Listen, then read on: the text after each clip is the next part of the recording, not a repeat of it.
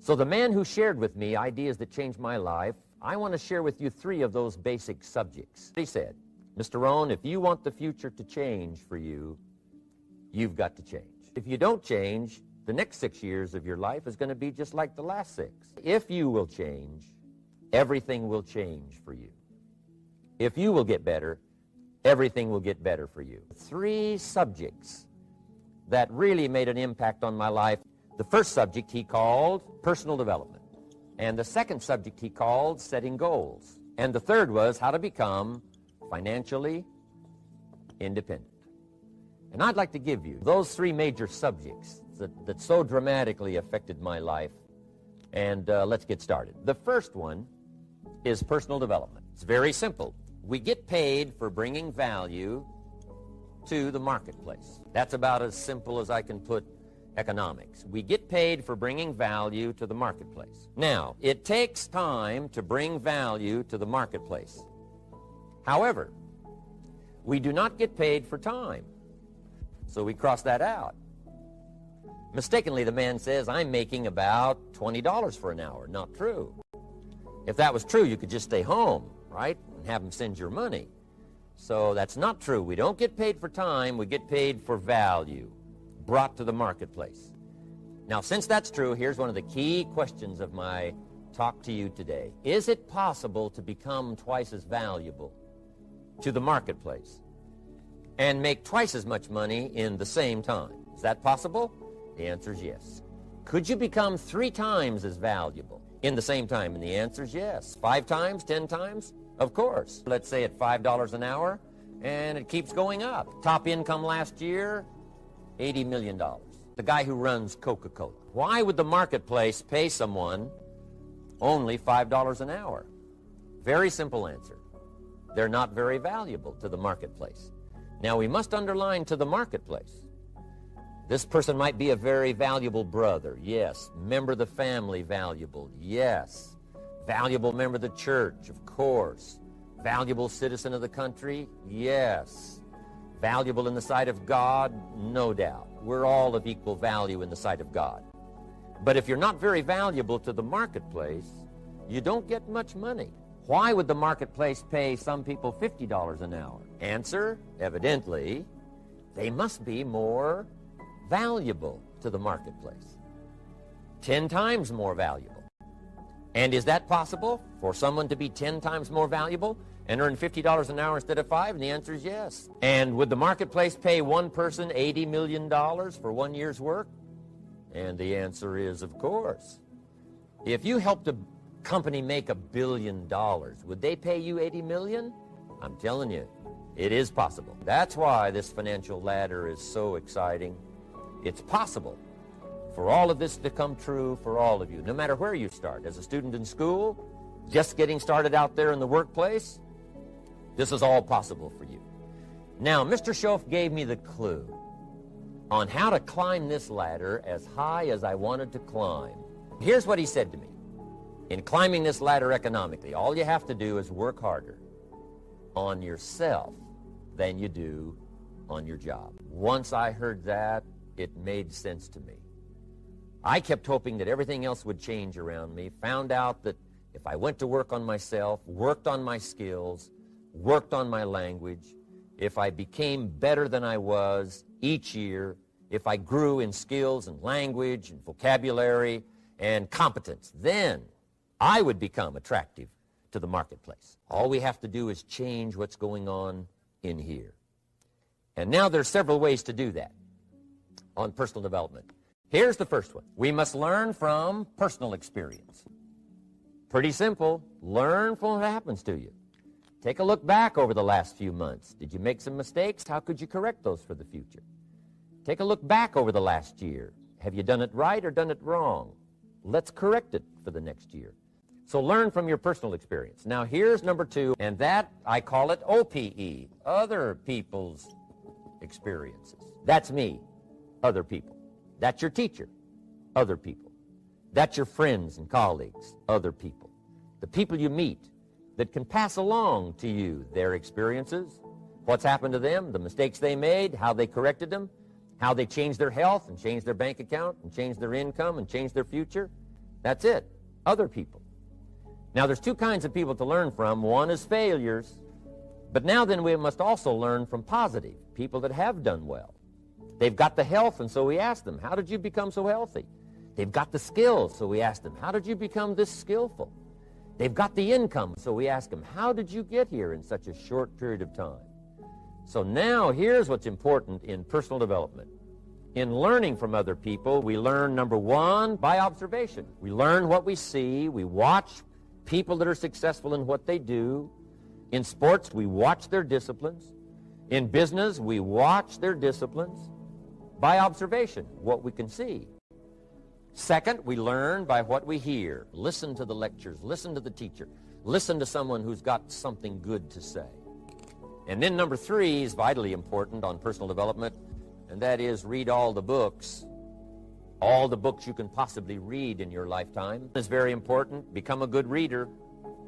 Some books that helped change my life, recommended, of course, the Bible, and then other books that helped to really change my life. One called Think and Grow Rich by Napoleon Hill.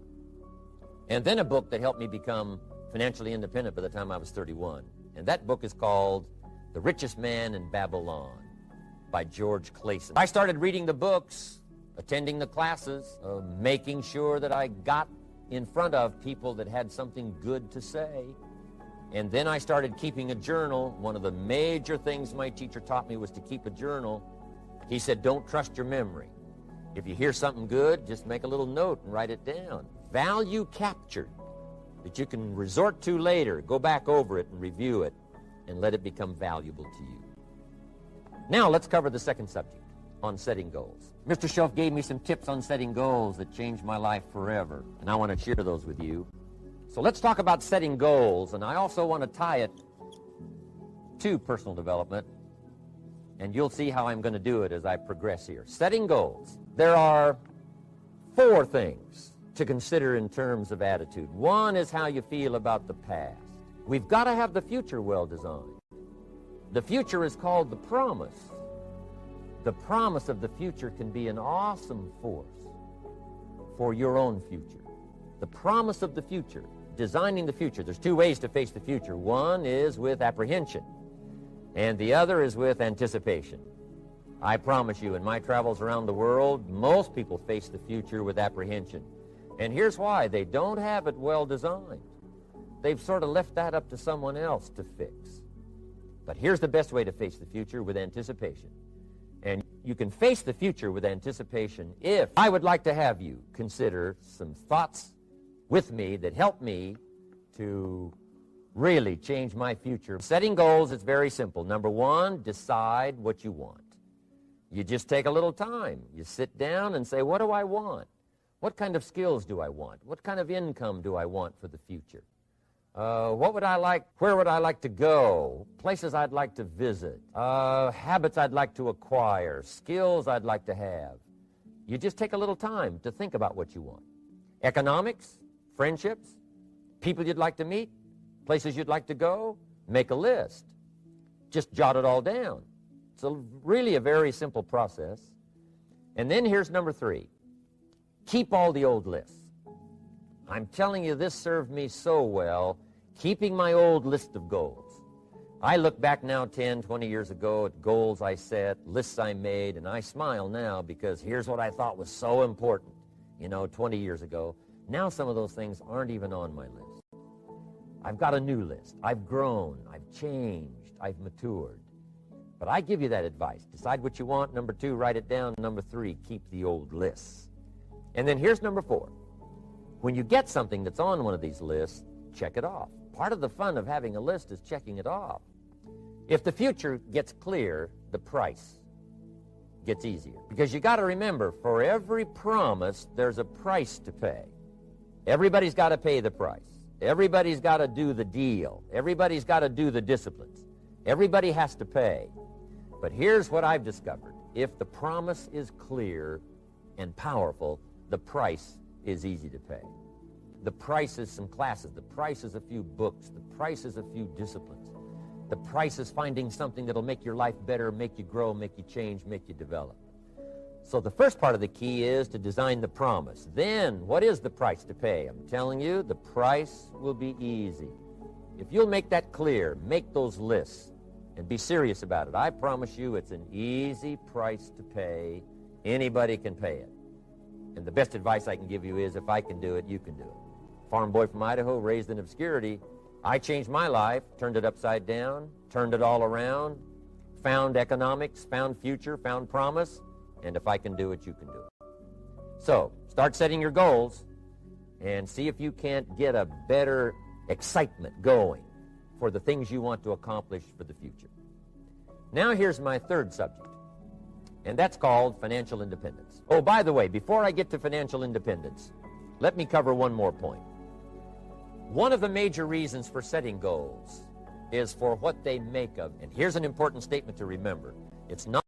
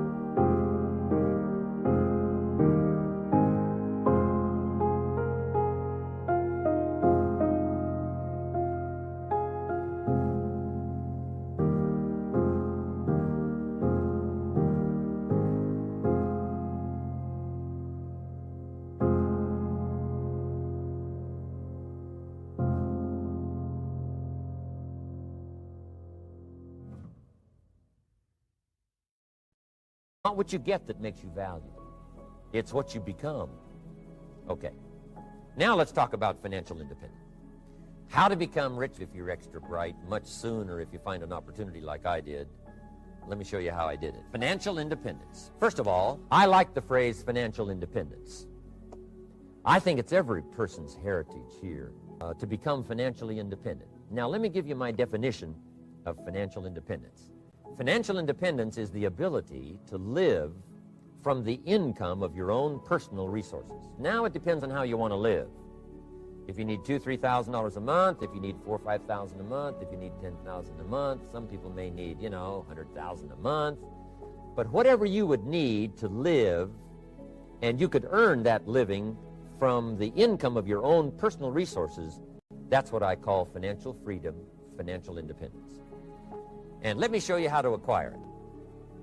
If you start at age 15, between ages 15 and 35 is 20 years.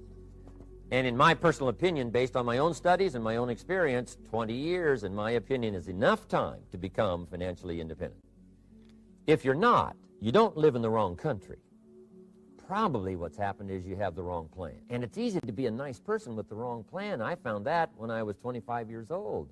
I was broke at age 25, and I was a nice guy. You would have liked me. But I'm telling you, my plans up until then, especially my financial plan, left me broke. I totally changed it the next 6 years, and I became financially independent. So I know what I'm talking about. It is possible in a reasonable amount of time, 15 to 35, whatever, 20 years' time, enough time. You can do it in a much shorter period of time. Here's number one. First of all, you got to have the right philosophy. Philosophy is our ability to gather knowledge and sort through it and decide what's valuable.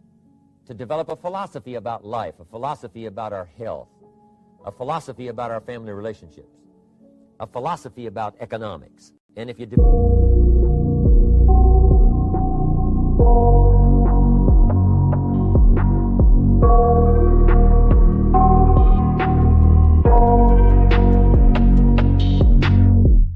I got nightmares in my head, I fear that the thoughts build up until I can't hear, that my mind fills up into a creature, and it haunts me somewhere much deeper.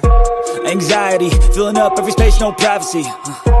And silently, it could build and build until you finally see, whoa, it's taking over, damn no closure, moving closer. No exposure, I just wanna be a loner. Some can't stay sober, looking over all their shoulders, like moving boulders just to get out of the home. It sucks, I've had enough, I don't wanna feel the stuck under the rug, all my problems that I shove. I got nightmares in my head, I fear that the thoughts build up until I can't hear, that my mind fills up into a creature, and it haunts me somewhere much deeper. I got nightmares in my head, I fear that the thoughts build up until I can't hear, that my mind fills up into a creature, and it haunts me somewhere much deeper. I've been feeling weird, I can't seem to focus good enough. Nothing's really clear, sometimes it could be a little tough. I just need to feel like the end's in sight for me, but let's be really real, anxiety can foggy all this stuff. I've been feeling weird, I can't seem to focus good enough. Nothing's really clear, sometimes it could be a little tough. I just need to feel like the end's in sight for me, but let's be really real, anxiety can foggy all this stuff. It sucks when you finally feel like giving up. Oh God, no luck, everything feels like you're sticky stuck. I'm lost, handcuffed to the bed where I sleep, don't give a fuck. Can't stop, unplug, feeling overwhelmed, I think I've had enough. Gotta find a way to get some energy, gotta find someone who's a good friend of me. I need purpose to make it all worth it, I'm still searching and I'm still learning. I want a life that's filled with memories, not a life with regret and frenemies. I need focus to keep me from hopeless psychosis if I keep moping.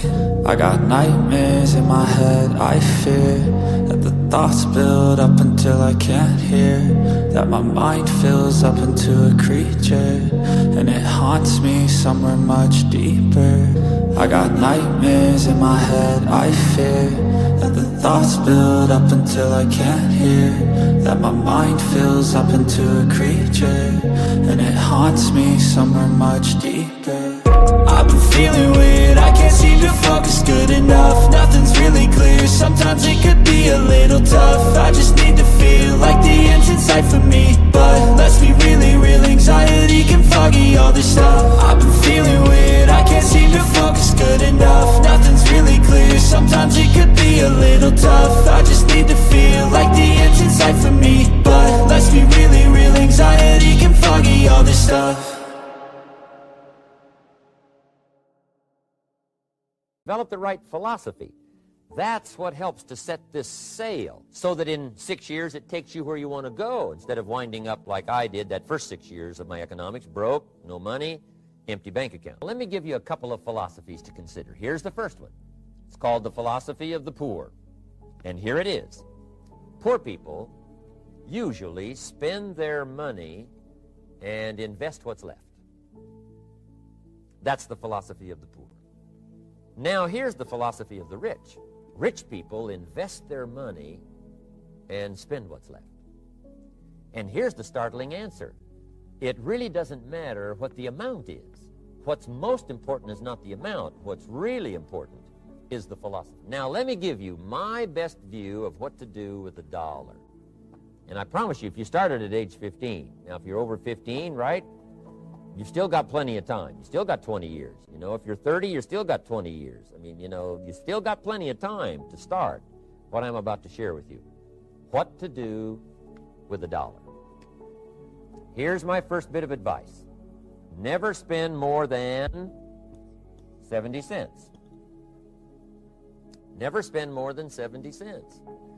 Now, you got to pick some number, and the number you pick is going to be determined by your philosophy. It's going to be determined by what you've been taught or your experience teaching yourself. When I first met my teacher, Mr. Schoaf, I was at about 110% of each dollar. You know, I'm down at budget finance, hawking my furniture and my car one more time. And then I learned a whole better formula for financial independence. Number one, don't spend more than 70 cents. Now, kids say to me, well, okay, what do I do with the other 30 cents? And here's what I teach them. 10 cents for charity or church, or helping people that can't help themselves. 10 cents to support worthy projects that you feel good about. 10 cents out of every dollar. It's called being generous with part of what you've taken out of society. Now,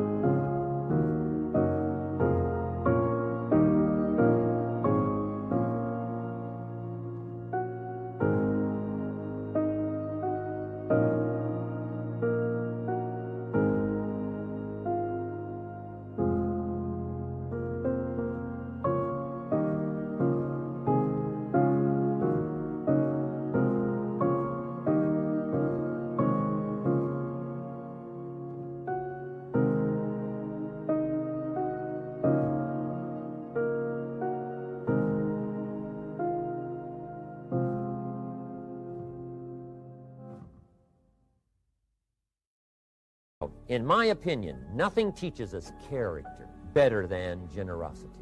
No class, no teacher, no book. Help people that can't help themselves, support worthy projects. Or if you belong to a church, they teach tithe, peace of. That's very important. Okay, next 10 cents I call active capital. Active capital means do something to make a profit. Active capital. Set aside a portion of your income. Wages are okay, but I'm telling you, wages will make you a living. Profits will make you a fortune. So set aside part of your income as capital, called active capital. Any kind of project you can possibly think of, you can possibly come up with. So, 10 cents out of your living, out of the money you earn, set aside for capital. Capital to try your best to show a profit. I mean, you know, it doesn't take long to figure out some enterprise that'll start making a profit. Then you must jot this down if you're taking notes. Profits are better than wages. One, you can't usually start wages until you're about 15, 16, but you can make a profit long before you're eligible to start earning wages. And then there's no limit to profits, and they can double and triple and quadruple. You know, there's no limit. It's incredible how fast profits can grow. So profits are better than wages. Wages make you a living. Profits make you a fortune. Now, the third 10 cents is vitally important.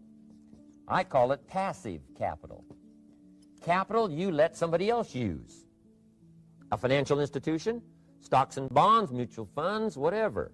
Let someone else use it. You furnish the money. They use it to make a profit, but they pay you for the use of it, called interest. And here's one of the things that'll make you financially independent fairly quickly, and that's called compound interest. And this is how you get it. Letting someone else use a portion of your money, your substance. They show the profit, they pay you interest. And this passive capital, I'm telling you, over a sustained period of time. I know you told your friend you're not okay, and tell me what's wrong and why you never said you felt that way. And guess you're trying to stay strong and fake a smile until I look away. But I've known you too long, it hurts to watch your blue eyes fade to gray as you fade away, as you fade away. Yeah, I'm about to fade away, cause every time I wake up I feel like it's Monday. Something's going wrong with all the chemicals up in my brain. All of a sudden I don't look at anything the same way. Got a buildup of my thoughts sitting in an ashtray. I'm sorry that I'm so inconvenient, okay. Just let me be me and I'll stay out of your way. I can see the way you look at me, I'm such a disgrace. I never really asked to be brought into this place. You wanna love me? Well then baby I have a taste. All the highs and the lows, no you'll never be the same. I don't really wanna hurt you, but I can't control the pain. If you're sticking by my side, maybe we could be okay. Okay, maybe you could be the change I need today. I promise that I've never felt this way. I really hope that you will choose to stay through all the pain. I know you told your friend you're not okay, and tell me what's wrong and why you never said you felt that way. And guess you're trying to stay strong and fake a smile until I look away. But I've known you too long, it hurts to watch your blue eyes fade to gray as you fade away, as you fade away, as you fade away. As you fade away.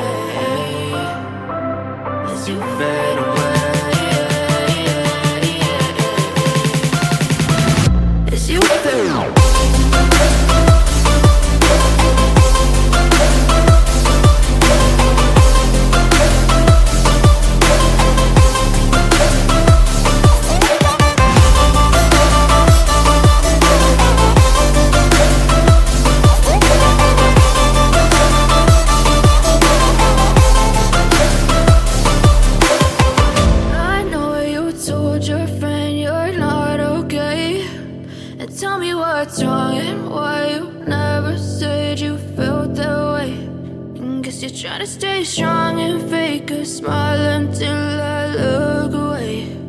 But I've known you too long, it hurts to watch your blue eyes fade to gray.